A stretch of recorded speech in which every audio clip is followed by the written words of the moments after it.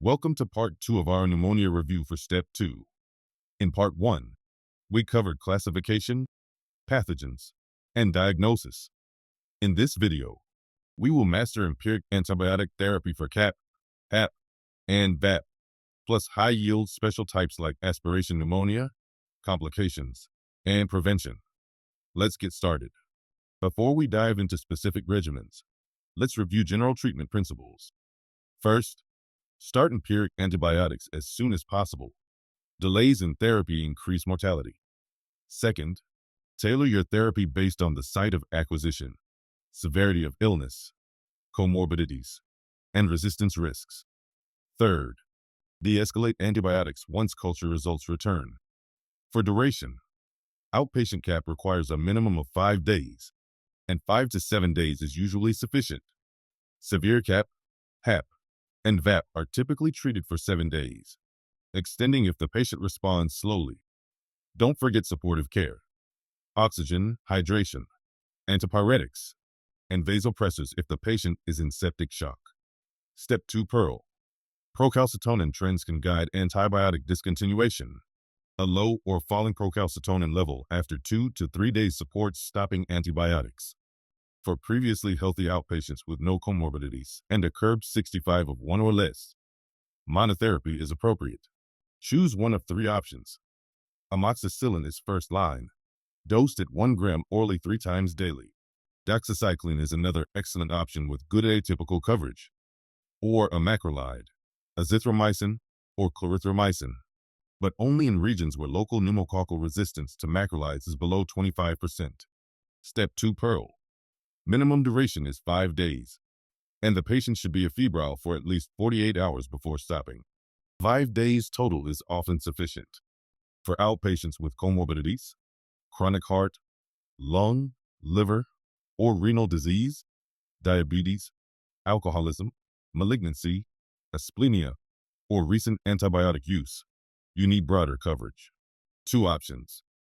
First option, combination therapy with a beta-lactam plus atypical coverage. The beta-lactam can be amoxicillin clavulinate, cefuroxime, or cefpodoxime. Add either a macrolide, azithromycin, or clarithromycin, or doxycycline. Second option, monotherapy with a respiratory fluoroquinolone, levofloxacin, moxifloxacin, or gemafloxacin. Fluoroquinolones cover both typical and atypical pathogens in a single drug. Step 2 Pleural. Fluoroquinolones carry risks of QT prolongation, tendon rupture, and aortic dissection. Avoid them in pregnancy and in children. For inpatients who are not in the ICU, typically those with a CURB 65 of 2 or higher, treatment also has 2 options. Combination therapy with an IV beta-lactam plus atypical coverage. The beta-lactam choices are ceftriaxone, cefotaxime, or ampicillin sulbactam, and either a macrolide like azithromycin or doxycycline, or monotherapy with a respiratory fluoroquinolone, levofloxacin or moxifloxacin. Step 2 Pleural. Always combine the beta-lactam with atypical coverage in hospitalized patients. Legionella is an important consideration in this setting, and you don't want to miss it. For ICU patients with severe CAP, defined as septic shock requiring vasopressors or respiratory failure requiring mechanical ventilation, combination therapy is mandatory.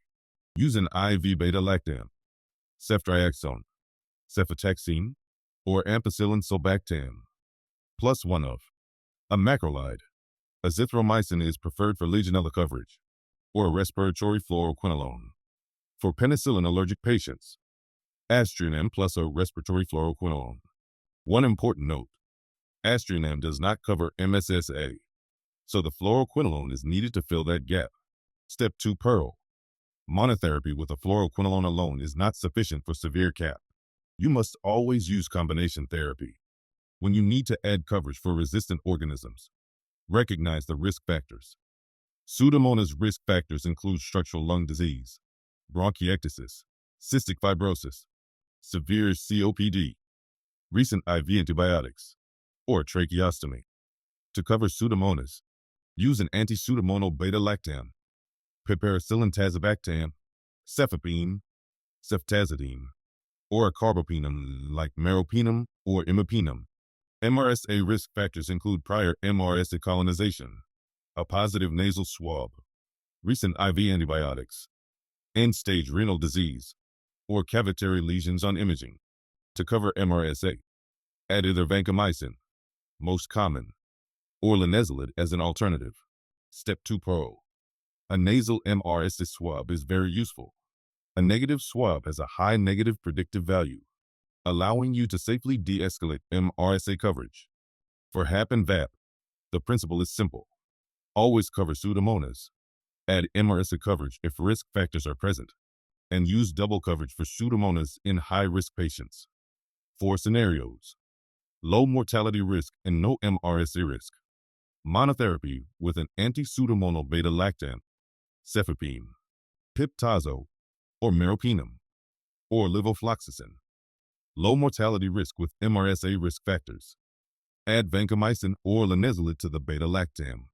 High mortality risk or structural lung disease. Use 2 anti-pseudomonal agents from different classes, plus vancomycin or linezolid. For VAP, anti-pseudomonal beta-lactam plus a fluoroquinolone or aminoglycoside, plus vancomycin or linezolid. Step 2 Pleural. Never combine 2 beta-lactams. Double coverage means using different drug classes. For example, beta-lactam plus a fluoroquinolone or plus an aminoglycoside. 6 high-yield pathogen-specific scenarios for Step 2. Mycoplasma. Young adults and teens. Classic cold agglutinin causing hemolytic anemia. Reticulonodular pattern on chest X-ray. Treat with a macrolide, doxycycline, or fluoroquinolone. Legionella. Contaminated water sources like air conditioners or hotels. Look for hyponatremia, GI symptoms, and elevated LFTs. Diagnose with urinary antigen. Treat with a fluoroquinolone or azithromycin. PCP. Pneumocystis jirovecii. HIV patients with CD4 below 200. Bilateral interstitial infiltrates. Elevated LDH and beta-D-glucan. Treat with TMPS-MX. And add steroids if PaO2 is below 70. Klebsiella. Alcoholics and diabetics. Classic current jelly sputum. Upper lobe cavitary lesions. Treat with a 3rd-generation cephalosporin or carbapenem. Staph aureus including MRSA. Post-influenza superinfection. Cavitary lesions. Pneumaticele formation. Treat with vancomycin or linezolid for MRSA. Pseudomonas. VAP. Cystic fibrosis, bronchiectasis. Multi-drug resistant. Treat with an anti-pseudomonal beta-lactam, plus an aminoglycoside or fluoroquinolone. Aspiration syndromes are commonly tested. Aspiration pneumonitis is caused by gastric acid producing a chemical injury, with onset within hours and no specific sputum findings. Antibiotics are not routinely indicated. Treatment is supportive care. Aspiration pneumonia, in contrast, is caused by oropharyngeal bacteria-producing infection. Onset is delayed by days, and the classic finding is foul-smelling sputum from anaerobes. Treat with amoxicillin clavulinate or clindamycin. Risk factors for both include altered consciousness from alcohol, stroke, sedation, or seizures, plus GERD, dysphagia, NG tubes, and tracheoesophageal fistula. Location matters. In upright patients, aspiration goes to the right lower lobe. In supine patients, it goes to the right upper lobe, or the superior segment of the right lower lobe. Step 2 Pleural. Prevention is key. Elevate the head of bed to 30 degrees. Use a modified diet for dysphagia, and maintain aspiration precautions. Pneumonia complications include peripneumonic effusion, empyema, pus in the pleural space, requiring chest tube drainage, lung abscess, ARDS, respiratory failure, and sepsis or septic shock. For prevention through vaccination, PCV15 or PCV20 for all adults 65 and older, and for adults 19 to 64 with risk factors. PPSV 23 follows PCV15 1 year later.